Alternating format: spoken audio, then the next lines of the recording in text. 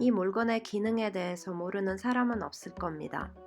웬만한 한국의 가정에서도 모두 가지고 있는 거죠.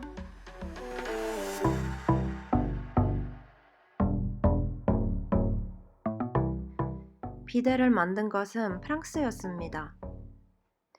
비데라는 말은 프랑스어로 포니, 곧 조랑말이라는 용어에서 나왔는데 이것은 비데에 앉았을 때 모습이 조랑말을 탔을 때 모습과 비슷하다고 해서 생긴 말입니다. 하지만 누가 고안했는지는 확실하지 않습니다. 다만 프랑스인 크리스토프 드루시에라는 사람이 프랑스 총리의 애인 마담 데프리가 왕실내에 설치해 줄 것을 주문을 받아 왕궁에 설치해 준 것으로 알려져 있습니다. 실제 기록으로 남아있는 것도 마담 드프리를 애인으로 둔 외무성 장관 시절인 1726년입니다. 그녀가 바이올린 모양의 이상한 의자를 타고 있는 것을 보았다고 기록되어 있습니다. 비데는 베르사유 궁정에도 설치가 되었지만 사용하지 않아 철거했다고 합니다. 그런데 그것이 이탈리아에서 확산이 됩니다. 나폴리 왕궁의 왕비 마리아 카롤리나 아스부르고 로레나가 카세르타 왕궁의 개인 화장실에 비데를 설치하면서부터라고 합니다. 사실 처음에는 매춘업소에서 매춘부가 한 고객과 다른 고객 사이에 정화용으로 사용하여 매춘 여성을 위한 작업용 기구라는 수식어가 붙어 있었습니다. 마리아 카롤리나 왕비는 이런 세간의 인식을 무시하고 왕실의 개인적인 용도로 설치하여 사용한 거죠.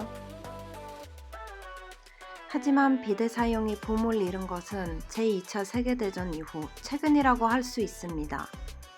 일반 가정집들에서는 그때까지도 비데가 없었던 것입니다. 오늘날 이탈리아에서 비데가 없는 집은 없습니다. 한국에서 여행 자율화가 시작되던 1989년 이후 1990년대는 이탈리아 여행에서 비데와 관련한 에피소드가 많았습니다. 비데에 과일을 씻어 먹기도 하고 어린이용 세면대로 착각하기도 했습니다. 하지만 지금은 비데를 모르는 사람이 없습니다. 다만 한국에서는 모든 것이 기계식이지만 이탈리아는 여전히 수동식입니다. 그렇다면 세계의 다른 나라들은 어떤가요? 비데는 유럽에서도 모든 나라가 갖고 있는 것은 아닙니다. 그리스, 알바니아, 스페인에 있고 이탈리아와 포르투갈은 1975년 법률로 정해 모든 가정에 설치하도록 했습니다. 비데가 생겨난 프랑스에서는 정작 사용률이 42%, 스페인과 비슷합니다. 독일은 비교적 드문 6%에 그치고 영국은 3%에 불과합니다. 미국, 영국과 같은 일부 국가에서는 비데의 위생에 대해 의혹을 제기하기도 합니다. 동시에 비데에 대한 선입견도 여전히 갖고 있습니다. 미국인의 경우 제2차 세계대전 시에 프랑스인들이 비데에 앉아 있는 것을 처음 보았고 마치 매춘 여성이 일을 마치고 거기에 앉아서 씻는 것을 연상시킨다고 하여 사용을 꺼리기도 했습니다. 그럼 비데에 대해서 아셨죠? 다음 시간에 뵙겠습니다.